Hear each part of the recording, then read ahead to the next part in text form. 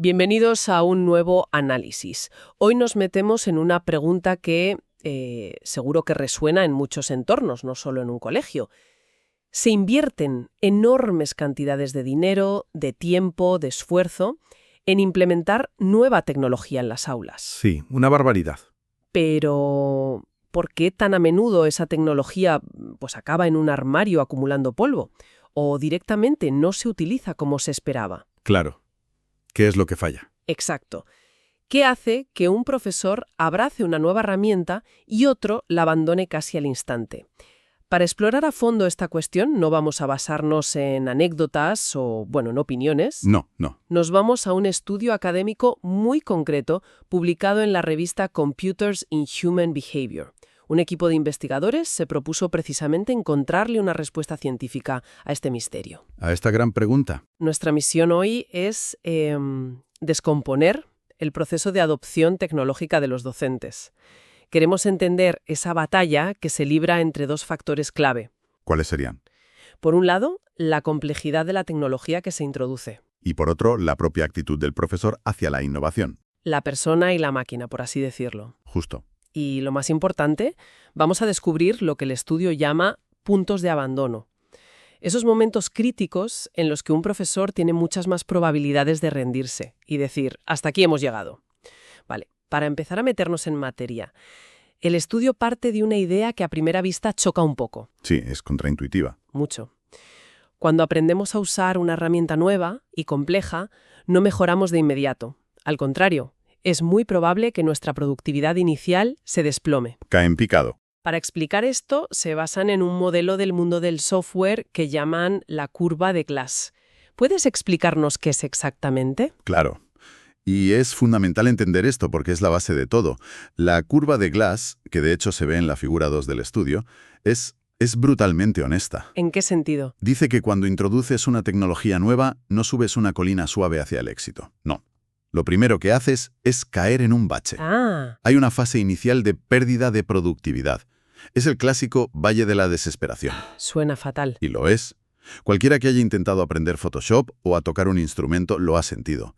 Al principio, todo lo que haces se ve o suena peor que antes de empezar. Es un periodo de esfuerzo, de frustración, en el que no ves ningún beneficio inmediato. ¿Y solo después de salir de ese valle? Solo después, la mejora empieza a ser visible y con el tiempo llegas a rendir mucho más que antes. El valle de la desesperación.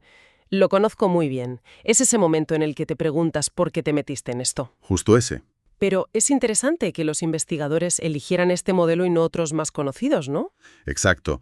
Podrían haber usado el famoso ciclo de sobreexpectación de Fenn y Raskino, que sale en la figura 1 del artículo. Claro, el del pico de expectativas infladas. Ese mismo. Ese modelo sugiere que al principio hay una especie de euforia tecnológica, pero los investigadores pensaron, y creo que con mucho acierto, que eso no refleja la realidad de un profesor. No, un profesor no tiene tiempo para euforias. Para nada. Tiene una clase, una programación que cumplir, muy poco tiempo. No se dejan llevar por la última moda, suelen tener los pies mucho más en la tierra. Por eso la curva de Glass, con su bache inicial de realismo y dificultad, describe mucho mejor su experiencia. Tiene todo el sentido. De hecho, me pregunto si esa falta de euforia inicial es lo que les protege de la gran decepción que viene después. Quizás el realismo es una ventaja. Es una buena reflexión. Vale, si esa es la teoría, ¿cómo la pusieron a prueba? Porque una cosa es un gráfico y otra muy distinta es un aula llena de profesores y alumnos. Pues hicieron un estudio de campo muy bien pensado. Se fueron a una zona muy concreta, la región de la Araucanía, en Chile. ¿Alguna razón en particular? Sí, el propio estudio la describe como una de las zonas con menor nivel de desarrollo educativo del país. Allí encuestaron a 80 profesores, y lo que buscaban era crear una especie de matriz para cruzar datos. ¿Una matriz? ¿Qué ejes tenía esa matriz? Por un lado, el factor humano, el tipo de profesor, y por otro, el factor técnico, el tipo de tecnología. A ver, explícame eso del tipo de profesor. Pues los clasificaron según su actitud ante la innovación, usando una escala estándar en sociología. Estaban los innovadores, los que buscan lo nuevo casi por deporte. Los que hacen cola para el nuevo iPhone. Esos. Luego los primeros adoptantes o early adopters, que son los que validan las novedades. Después, la mayoría tardía o más followers, que se suben al carro cuando algo ya está muy probado. Y los últimos, claro. Y finalmente los rezagados o late adopters, los más escépticos, los que se resisten hasta el final. Todos conocemos a alguien de cada uno de esos grupos, ¿verdad? El que tiene el último móvil antes de que salga y el que se niega a abandonar su Nokia de hace 15 años porque para llamar me sirve. Exactamente esos. Y en el otro eje, el de la tecnología, seleccionaron 3 herramientas con complejidades muy distintas. Vale. Primero, algo sencillo, una cámara de fotos digital compacta, algo ya bastante familiar para casi todos. ¿Entendido? Segundo, algo de complejidad moderada, un portal educativo nacional muy conocido en Chile, que es básicamente una web con recursos. Y la tercera, la prueba de fuego, imagino. La prueba de fuego, una pizarra digital interactiva que para la mayoría de ellos era una novedad absoluta, casi ciencia ficción. Entiendo la matriz. Innovadores contra rezagados y una cámara de fotos contra una pizarra futurista. Tengo muchísima curiosidad. ¿Se cumplió esa curva de sufrimiento inicial para todos por igual? No, y ahí es donde la cosa se pone fascinante. A ver. La percepción del aprendizaje cambió de forma radical dependiendo de la complejidad. Con la pizarra digital, la tecnología compleja, el modelo de la curva de Glass encajaba como un guante para todos. Para todos. Para todos. Daba igual si el profesor se definía como un innovador o como un rezagado.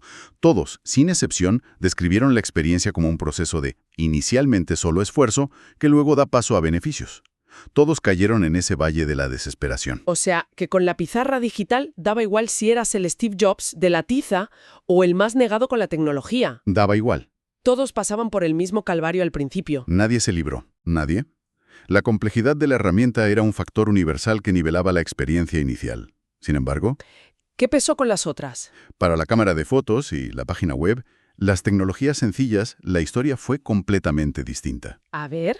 Los profesores del grupo de innovadores y primeros adoptantes describieron su experiencia como un proceso prácticamente sin esfuerzo, solo beneficios, Vamos, enchufar y listo. tal cual. Pero aquí está el matiz. Los profesores de la mayoría tardía y los rezagados sí que percibieron un mayor esfuerzo inicial, incluso con estas herramientas tan simples. ¿Incluso con la cámara? Sí, su curva de aprendizaje, aunque mucho más suave, seguía teniendo ese pequeño bache al principio, entiendo. Así que hasta el profesor más tequi se frustra al principio con algo complejo. Me pregunto cuántos aguantan esa frustración. ¿El estudio nos dice algo sobre en qué momento tiran la toalla? Sí, y este es uno de los hallazgos más prácticos. No solo se les preguntó si habían abandonado, sino cuándo se lo habían planteado, y es muy revelador. Cuenta. Con la pizarra digital, la compleja, los profesores se plantearon abandonar en 2 momentos distintos. 2. Sí, al principio del todo, en esa fase de frustración inicial, que es lo esperable, pero también a mitad del proceso. A mitad. O sea que cuando ya llevaban un tiempo usándola, todavía dudaban. Eso es fascinante. Sí, No es solo un muro al principio, es como un campo de minas. El peligro no pasa después del primer día. exacto. Indica que la dificultad no era solo un obstáculo de configuración, sino que era prolongada, seguía generando dudas. En cambio, con la cámara y la web, las tecnologías sencillas. Ahí solo al principio, ¿no? El principal y casi único punto de riesgo era justo al principio. Si superaban esa configuración inicial o ese primer uso con éxito, ya no solían plantearse abandonar. El peligro estaba muy concentrado en el arranque. Una vez superado ese escollo, el camino era llano. Vale, entiendo. La gente abandona en distintos momentos dependiendo de la herramienta. Pero ¿es una cuestión de la herramienta o de la persona? ¿Influye si un profesor es de los que se apunta a todo lo nuevo o de los que prefiere lo de toda la vida? La correlación era clarísima, casi de libro. Sí. El estudio muestra que la mayoría tardía y los rezagados eran muchísimo más propensos a pensar en abandonar, especialmente con la pizarra digital. La combinación explosiva. La receta perfecta para el abandono. Tecnología compleja con una mentalidad más cautelosa. Mientras tanto, los innovadores y los primeros adoptantes, aunque también sentían la dificultad, tenían una correlación mucho más baja con la idea de abandonar. Su mentalidad les da más aguante, por así decirlo. Parece que tienen una mayor tolerancia a ese valle de la desesperación. Están más dispuestos a sufrir un poco a cambio de una recompensa futura. Espera un momento. Releyendo aquí los datos de la muestra del estudio, me acabo de dar cuenta de algo que parece una locura. A ver. El 75% de los 80 profesores se definía a sí mismo como innovador o primer adoptante. Ajá. Eso es un sesgo brutal. En una población normal, esos grupos son una minoría. ¿No invalida esto todo el estudio? Es una observación brillante, y es exactamente lo que pensaría cualquiera al ver ese dato. ¿Parece un fallo metodológico garrafal? ¿Y no lo es? Pues lo que hicieron los investigadores fue muy inteligente. Le dieron la vuelta y usaron ese sesgo a su favor para hacer el cálculo más revelador de todo el estudio. ¿Cómo? Se preguntaron, vale, nuestra muestra está llena de entusiastas. ¿Qué pasaría con nuestras tasas de adopción si, hipotéticamente, eliminamos a este 75% y nos quedamos solo con la gente normal, la mayoría tardía y los rezagados? Ah, un experimento mental genial. ¿Y cuáles fueron los resultados de ese cálculo? Espectaculares, casi dramáticos. En el caso de la pizarra digital, la compleja, la tasa de profesores que declaraba seguir usándola se desplomaba de un 86% a solo un 6,6%. Perdón, de un 86 a un 6,6. Es una caída en picado. Total. Es decir, sin ese grupito de entusiastas, la pizarra digital se habría convertido literalmente en un perchero carísimo en el 94% de las aulas. Exactamente. Prácticamente habría desaparecido. Y para las tecnologías más sencillas, la caída también era muy significativa, aunque no tan bestial. ¿Cuánto? El uso de la cámara bajaba del 86 al 28% y el de la web del 87 al 25%. Sigue siendo una bajada enorme. Muchísimo. Lo que nos dice esto es rotundo. Vamos, que la conclusión es clarísima. La presencia de profesores innovadores y primeros adoptantes no es solo una ayuda o un extra, es esencial para que la tecnología tenga éxito. Y esa necesidad se multiplica exponencialmente cuando la tecnología es compleja. O sea que no son solo los primeros en usarlo. Son como el motor de arranque de un coche. Sin ellos, el resto del motor, por muy bueno que sea, simplemente no se pone en marcha. Es la analogía perfecta. Son ellos los que validan la herramienta, los que sufren y superan la curva de aprendizaje y demuestran al resto que es posible y que merece la pena. Y seguramente los que luego ayudan a sus compañeros. Muy probablemente. De manera informal. Su ausencia, como demuestra el cálculo, impacta de forma mucho más devastadora en la adopción de tecnología compleja. Sin ellos, el motor del cambio sencillamente no arranca. Entonces, si volvemos a la pregunta con la que empezamos, esa de por qué la tecnología a veces fracasa estrepitosamente, la respuesta es mucho más compleja de lo que parece. Muchísimo más. No es solo que la tecnología sea buena o mala, o que la formación sea suficiente. Es una interacción mucho más dinámica y humana. Es un choque Un choque. entre la dificultad de la herramienta y la mentalidad de las personas que tienen que usarla. Exactamente. Y esto tiene implicaciones enormes para cualquier organización, no solo para las escuelas. Subraya lo increíblemente importante que es identificar, apoyar, mimar, Cuidar a esos primeros adoptantes. darles poder. Son el verdadero motor del cambio. Hay que encontrarlos y darles recursos, tiempo y reconocimiento. Sin ellos, como demuestra el estudio, hasta la mejor tecnología del mundo puede estrellarse. Y también cambia la forma en que deberíamos plantear la implementación de cualquier cosa nueva, ¿no? Totalmente.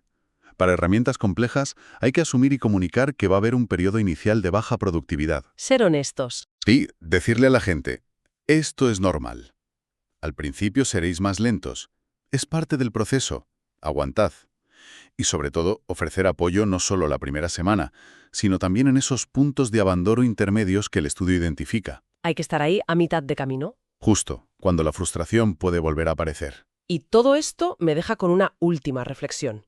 Una pregunta que va más allá de las aulas. A ver, Si este patrón se cumple para los profesores en un colegio, ¿no se aplicará también a la adopción de un nuevo software de gestión en una empresa, a un nuevo sistema en un hospital, o incluso a nivel personal. o incluso a los nuevos hábitos que intentamos adoptar, como ir al gimnasio o aprender a meditar, ¿no? Al final, depende el éxito de cualquier cambio de que tengamos esa mentalidad de primer adoptante. O de tener a uno cerca. O al menos de que encontremos a alguien que la tenga cerca y nos sirva de guía, de apoyo, durante esa inevitable y a menudo frustrante fase inicial de dificultad. Esa es la gran pregunta, ¿verdad? Ahí queda.